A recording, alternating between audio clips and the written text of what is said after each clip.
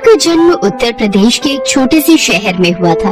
उसके पिता भारतीय फौज में इंजीनियर थे और उसकी माँ स्वास्थ्य विभाग में काम करती थी। इंदिरा अपने माता पिता की दूसरी संतान थी। उसकी एक बड़ी बहन तथा एक छोटा भाई भी था। इंदिरा को बचपन से ही खेल कूद का बड़ा शौक था। उसे फुटबॉल और वॉलीबॉल जैसे खेल बहुत पसंद थे। इंदिरा अभी छोटी ही थी कि एक दिन उसके पिता का देहांत हो गया। पिता के देहांत के बाद उसके परिवार की जिम्मेदारी उसकी बड़ी बहन के पति ने उठाई। बड़ी होने तक इंदिरा ने फुटबॉल और वॉलीबॉल में कई राष्ट्रीय पदक जीते थे और इसी प्रतिभा के दम पर उसका सिलेक्शन इंडियन आर्मी में हो गया था। एक दिन इंदिरा खुशी खुशी घर आई और चहकते हुए अपनी माँ से लिपट गई। अरे क्या हुआ? ऐसी कौन सी बात हो गई जो तू इतना चहक रही है? माँ, इंडियन आर्मी की चिट्ठी आई है, मेरा सिलेक्शन हो गया है।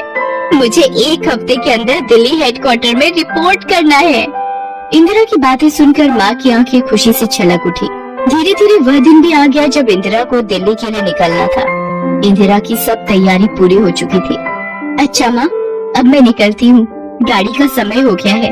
अपना ख्याल रखना और खाना समय पर खा लिया करना। और देख, बाहर का ज्यादा कुछ मत खाना।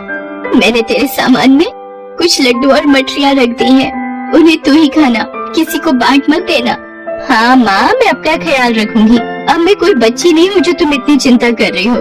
हाँ, मालूम है बहुत बड़ी हो गई, मगर चाहे तू कितनी भी बड़ी क्यों ना हो जाए, मेरे लिए तो तू बच्ची ही रहेगी। इसके बाद इंदिरा अपनी माँ से गले मिलती है और घर से निकल जाती है। उसकी आंखों में आने वाली जिंदगी के रंगीन सपने तैर रहे थे, मगर उसे मालूम नहीं था कि ट्रेन का ये सफर हमेशा के लिए उसकी जिंदगी को बदल कर रख देने वाला है। रात का समय था। ट्रेन में सब लोग खाना खाकर सोने जा रहे थे। इंदिरा ने भी खाना खाया और सोने की तैयारी करने लगी। तभी वहाँ चादर ओढ़कर बैठे कुछ लोग उठे और उन्होंने अपनी जेबों से चाकू और पिस्तौल निकाल लिए। इंदिरा को समझते देर न लगी कि ये लोग लुटेरे हैं जो ट्रेन में मुसाफिरों को लूटने के लिए भेस बदल कर बैठे थे। लूटपाट करते हुए वो लुटेरे इंदिरा के पास आए। इंदिरा के गले में सोने की चेन थी। लुटेरों की नजर उस पर पड़ गई। चल, ये सोने की चेन निकाल। नहीं, ये चेन मेरे पिता की आखिरी निशानी है, मैं ये तुम्हें नहीं दूंगी। अरे देगी कैसे नहीं? इतना कहकर वो जबरदस्ती उसके गले से चेन छीनने लगा। इंदिरा ने चेन को बचाने की कोशिश की और इसी धक्का मुक्की में वो चलती ट्रेन से बाहर गिर गई और उसका एक पैर ट्रेन के नीचे आ गया। इंदिरा भयानक दर्द से चीख उठी और फिर बेहोश हो गई। रात भर वो उसी तरह पटरी के किनारे बेहोश पड़ी रही। उसका पैर कटकर अलग हो चुका था। इससे भी बुरा ये हुआ कि रात भर पटरी के आसपास रहने वाले चूहे इंदिरा के कटे पैर से मांस नोच नोच कर खाते रहे। सुबह रेलवे के कुछ कर्मचारियों की नजर बेहोश पड़ी इंदिरा पर पड़ी। वो उसे उठाकर अस्पताल ले गए। उसका एक पाँव कटकर शरीर से अलग हो चुका था। दूसरे पाँव की हड्डी भी कई जगह से टूट चुकी थी और साथ ही साथ उसकी रीढ़ की हड्डी में भी फ्रैक्चर हो गए थे। इंदिरा पूरे 3 दिन तक बेहोश रही। 3 दिन बाद जब उसे होश आया तो अपनी इस हालत पर उसे रोना आ गया। उसकी माँ और घर वाले उसे घेर कर खड़े थे। उसे रोता देखकर उसकी माँ भी रोने लगी। तभी वहाँ डॉक्टर आया। इंदिरा का ऑपरेशन करना होगा, लेकिन इस तरह के ऑपरेशन की सुविधा यहाँ उपलब्ध नहीं है। इन्हें दिल्ली के अस्पताल में एडमिट करना। इंदिरा को दिल्ली के एक बड़े अस्पताल में लाया गया जहाँ उसका ऑपरेशन किया गया और उसे नकली पाँव लगाया गया। अभी भी उसे पूरी तरह से ठीक होने में कम से कम 4 महीने का समय लगता, इसलिए उसे अस्पताल में ही रखा गया। अस्पताल में पड़ी इंदिरा पूरे दिन बस आंसू बहाती रहती थी। एक दिन जब इंदिरा अस्पताल में अपने बिस्तर पर अकेली थी तब, हे भगवान, ये क्या हो गया? भविष्य के सारे सपने मिट्टी में मिल गए। तभी उसके सामने टीवी पर एक न्यूज आई। कैंसर को मात देकर भारतीय खिलाड़ी युवराज सिंह भारत लौटे। एकाएक इंदिरा के मन में एक बात आई। यहाँ लोग कैंसर जैसी लाइलाज बीमारी को मात दे रहे हैं और मैं इतने से ही घबरा गई। अगर मुझे मरना होता तो मैंने उसी पटरी पर दम तोड़ दिया होता। हे भगवान, अगर तूने मुझे बचाया है तो जरूर मेरे जीवन में कुछ अच्छा लिख रखा होगा। मैं अपाहिजों की जिंदगी नहीं जीऊंगी। ये मेरा दूसरा जन्म है। अब मैं एवरेस्ट फतेह करूंगी और लोगों को दिखा दूंगी विकलांग होना कोई शाप नहीं है। हाँ, बस थोड़ी बदकिस्मती जरूर है। मगर ये बदकिस्मती तुम्हारे सपनों को पूरा करने से नहीं रोक सकती। इस सोच ने इंदिरा के रोम रोम में जोश भर दिया। इस इच्छा शक्ति के कारण वो 2 महीनों में ही ठीक हो गई। डॉक्टरों के भी आश्चर्य का ठिकाना न रहा। उनके जीवन का ये शायद पहला ऐसा केस था जिसमें मरीज अपने तय समय से पहले ही ठीक हो गया था। इन 2 महीनों में न सिर्फ इंदिरा ठीक हुई थी बल्कि अपने नकली पैर पर चलना भी सीख लिया था उसने। अब समय था अपने सपने को पूरा करने का। इसके लिए वो भारत की पहली महिला पर्वतारोही जिन्होंने एवरेस्ट को फतेह किया था उनसे मिली। तुमने इस हालत में एवरेस्ट फतेह करने की सोची?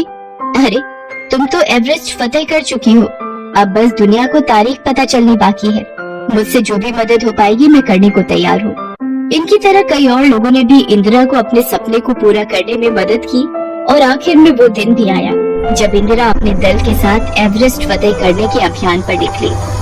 7 दिन की थका देने वाली यात्रा के बाद वो लोग एवरेस्ट की घाटी में पहुँचे। दोस्तों, अब हम एवरेस्ट की घाटी में पहुंच चुके हैं। कल से हम एवरेस्ट की चढ़ाई शुरू करेंगे। आज आप लोग आराम से सो जाइए। इंदिरा भी अपने टेंट में सोने चली गई। अगले दिन जब वो उठी तब उसे एक बुरी खबर पता चली। दोस्तों, मौसम विभाग की चेतावनी आई है कि आगे पूरे 1 सप्ताह मौसम खराब रहेगा। इस स्थिति में हम एवरेस्ट की चढ़ाई नहीं कर पाएंगे। हमें अपना मिशन यहीं रोकना पड़ेगा। नहीं, मैं यहाँ इस तरह निराश होकर वापस जाने नहीं आई हूँ। अब अगर मैं जाऊंगी तो एवरेस्ट पर तिरंगा फहरा कर ही जाऊंगी। दल के मुखिया और बाकी लोगों ने इंदिरा को लाख समझाया मगर एक बार वो जो फैसला ले चुकी थी उससे टस से मस न हुई। आखिर लोग उसे उसके हाल पर छोड़कर वहाँ से लौट गए। इंदिरा ने अपनी चढ़ाई शुरू की। मौसम विभाग के कहे अनुसार मौसम दिनों दिन खराब होता चला गया मगर इंदिरा ने हार नहीं मानी और विशाल एवरेस्ट को अपने बनावटी पैरों से रौंदते हुए आगे बढ़ती रही। इसी चढ़ाई के दौरान एक दिन मौसम हद से ज्यादा खराब हो गया। इंदिरा को भी अपने कदम कुछ देर के लिए रोकने पड़े। रात का समय था। आसमान में चांद उगा हुआ था। ठंडी बर्फीली हवाएं पेड़ों को झुका रही थी। इंदिरा एक चट्टान की ओट में बैठी थी। तभी उसे एक गुर्राहट की आवाज सुनाई दी। फिर उसे अंधेरे में 2 सुर्ख आंखें चमकती हुई दिखाई दी। ये पहाड़ी पर रहने वाला विशाल भेड़िया था। उस भेड़िए ने अपने शिकार इंदिरा की खुशबू सूंघ ली थी। वह सधे कदमों से उसकी ओर बढ़ने लगा। विशाल भेड़िए को सामने देखकर इंदिरा का दिल धक धक करने लगा।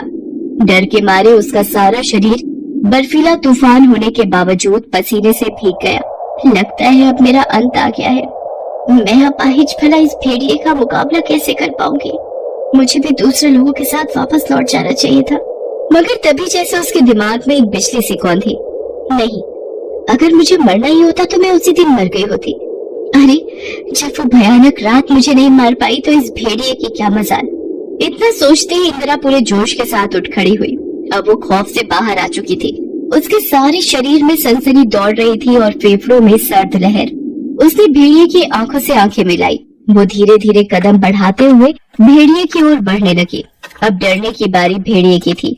आज तक उसके सारे शिकार उससे डरकर भागते रहे थे मगर आज पहली बार कोई शिकार उसकी आंखों में आंखें मिलाकर उसकी ओर बढ़ रहा था। इंदिरा का रौद्र रूप देखकर वो दुम दबाकर भाग गया। इस जीत ने इंदिरा के जोश को दोगुना कर दिया। कुछ ही दिनों में सब बाधाओं को पार करते हुए उसने एवरेस्ट की चोटी पर अपना कदम रख दिया। इंदिरा ने एवरेस्ट की चोटी पर तिरंगा लहराया। आज इंदिरा उस भयानक काली रात को भूल चुकी थी जिसने उसे अपाहिज बनाया था। आज वो एवरेस्ट की चोटी पर खड़ी सूरज से आंखें मिला रही थी। अपनी अपंगताओं से संघर्ष करते हुए इंदिरा ने जो मुकाम हासिल किया था उस पर उसे आसमान भी सलामी दे रहा था। और सिर्फ एवरेस्ट ही नहीं, एक एक करके उसने अफ्रीका, यूरोप, अमेरिका, इन सभी महादेशों की 7 दुर्गम चोटियों को फतेह करने वाली दुनिया की पहली दिव्यांग बनी और अपना नाम इतिहास के पन्नों में सुनहरे अक्षरों में दर्ज किया। आदमी विकलांग सिर्फ मन से होता है साहब। अगर मान लो तो हार है, अगर ठान लो तो जीत।